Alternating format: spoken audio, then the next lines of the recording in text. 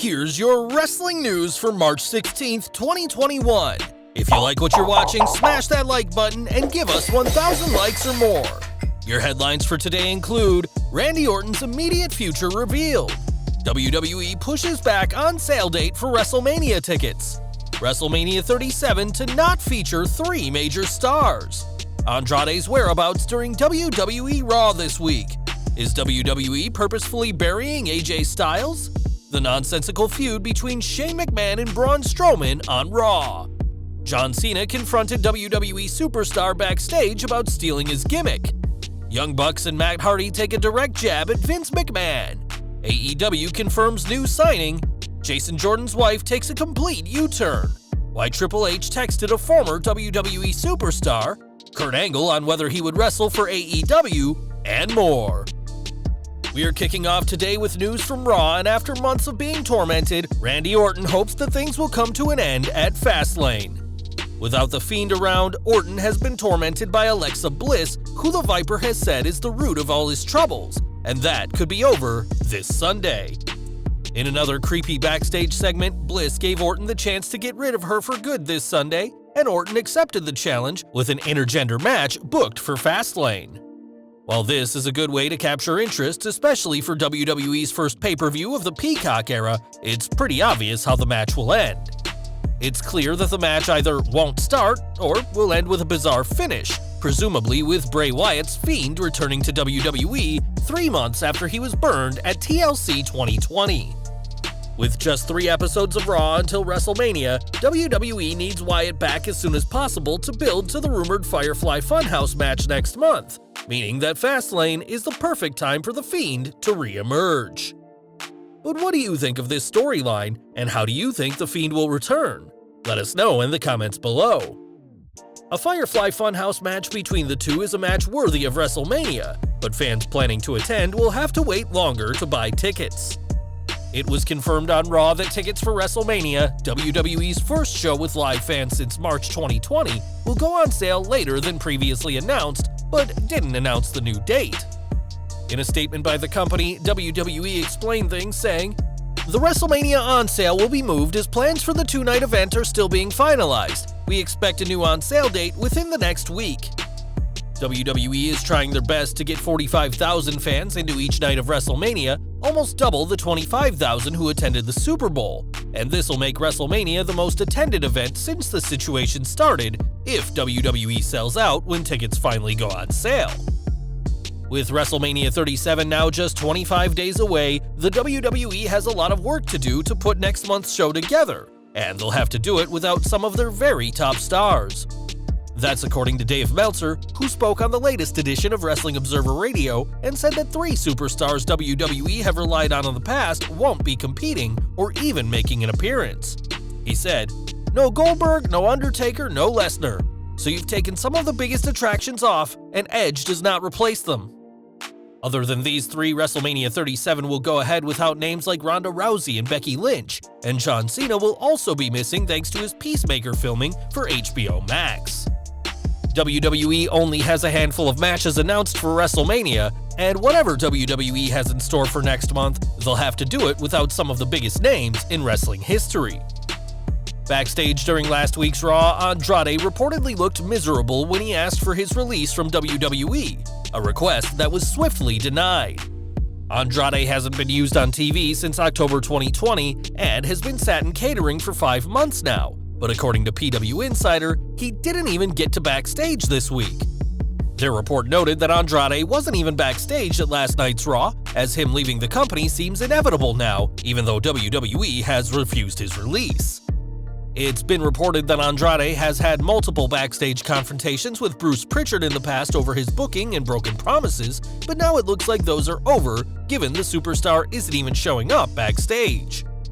Andrade's engagement to Charlotte Flair no doubt complicates things for WWE, and hopefully they avoid releasing him on his wedding day like CM Punk, and we'll have to see when, if ever, WWE lets him go. Do you think anything can stop Andrade from wanting to leave WWE now? Or is it too little too late? Sound off in the comments. One person who has been on WWE TV is AJ Styles, and after months of little to no storylines, WWE finally has an angle for the Phenomenal One heading into WrestleMania. On Raw, the New Day toppled the Hurt Business to capture their 11th tag team titles, and whilst we're not thrilled on the title change, their celebration was immediately interrupted by AJ Styles. Noting he has nothing planned for WrestleMania, Styles said that he and Omos would challenge for the Raw tag titles this April, a match quickly accepted by Xavier Woods.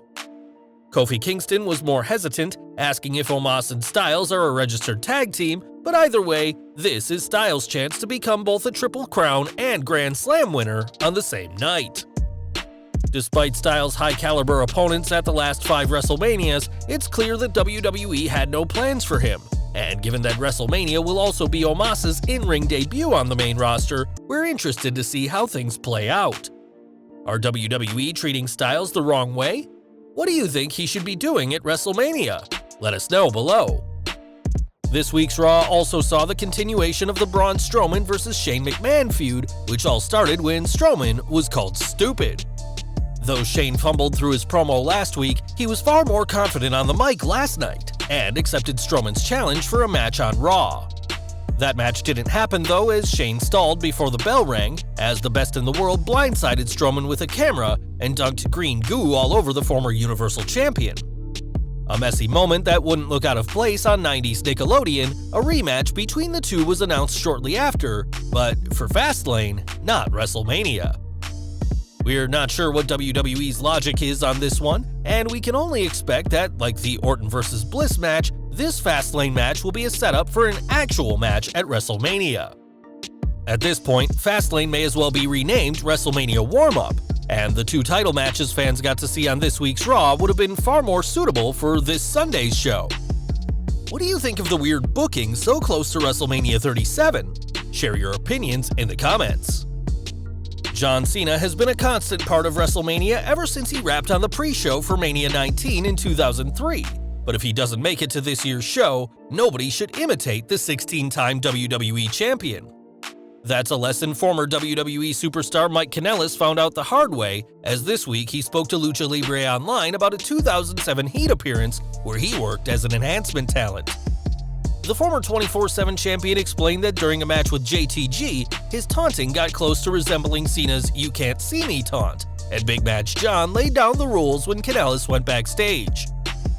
When I got to the back, on my very first match, John Cena was there to inform me that I should not be doing this "You Can't See Me" in any way, shape, or form. It was put to me not so nicely.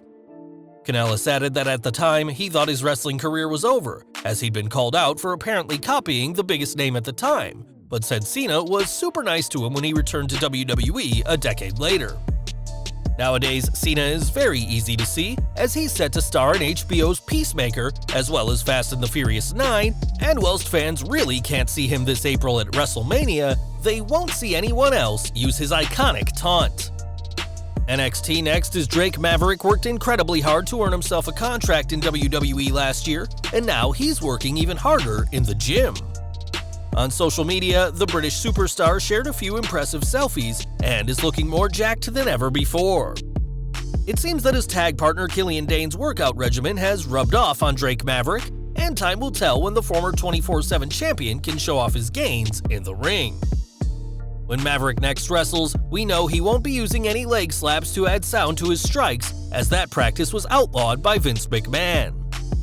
This rule came after the chairman saw a top-level SmackDown superstar do it sloppily recently, and it was only a matter of time before AEW made fun of the rule.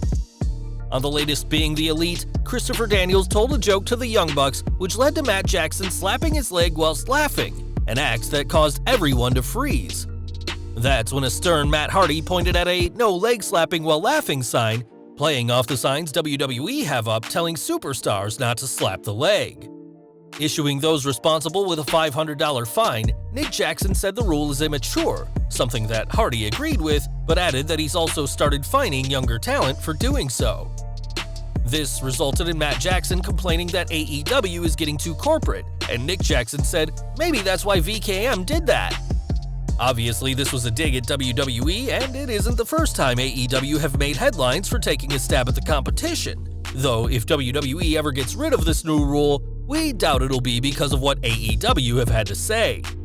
Do you find what the Elite had to say funny, or are you tired of their constant digs at WWE? Let us know below. Speaking of AEW, the company has added Layla Hirsch to their women's division. The signing was confirmed by Tony Khan on Twitter, who said he was thrilled to sign Hirsch, and fans can expect to see her in an AEW ring for many years to come. Back to WWE, and despite Retribution's struggling tenure, Mustafa Ali's promos have always been top-notch, even though Vince McMahon didn't believe in him. While speaking to TV Insider, Ali revealed that McMahon didn't believe he could cut a promo at first, saying, "The first time I told Vince McMahon I'm a talker, he didn't believe I was. So I recorded my own promos. I record my own videos. It's a lot easier to show them what you're capable of doing than telling them." Ali must have impressed the chairman because now he cuts promos each and every week on Raw, and whilst Retribution doesn't have anything confirmed for WrestleMania yet, perhaps a passionate promo from Mustafa Ali will change things for them. Last week, Jason Jordan's wife had some very serious things to say about her husband, accusing him of cheating with dozens of people, but now she doesn't want people to see that anymore. One person even claimed she'd been sleeping with Jordan for years and had even gotten an abortion when she fell pregnant, but now Jordan's wife has deleted all those posts about her husband. At this time, Jordan still hasn't commented publicly on the matter and will provide updates as new information is made available. More from Raw, and during the Lana and Naomi vs. Dana Brooke and Mandy Rose match, Raw Women's Champion Asuka returned after suffering a concussion last month.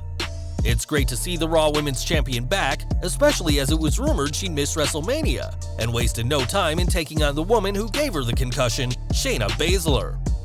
In a heat-garnering moment, Baszler tried hitting the Empress with the same concussion-giving kick, but Asuka caught it and decimated her, showing an edge we haven't seen from her in a while.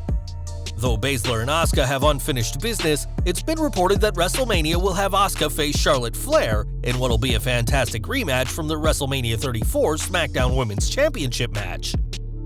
With 2 nights to fill, there's plenty of room on the WrestleMania card, and one spot could be filled by a returning Justin Gabriel.